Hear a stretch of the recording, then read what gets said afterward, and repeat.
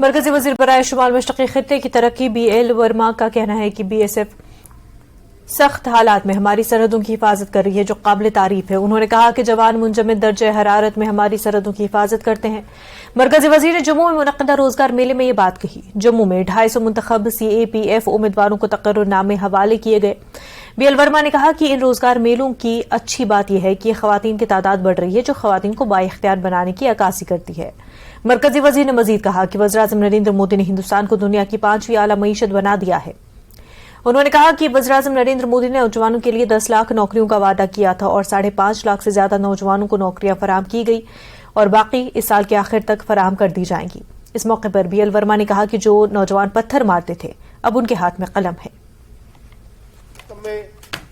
जम्मू कश्मीर की पहाड़ी और बर्फीली सीमाओं से लेकर हम राजस्थान की बात करें तो रेगिस्तान तपते मौसम से लेकर और गुजरात में कच्छ के दलदल को भी हमने देखा है। इन बड़े विशेष और प्रतिकूल परिस्थितियों में जिस तरह से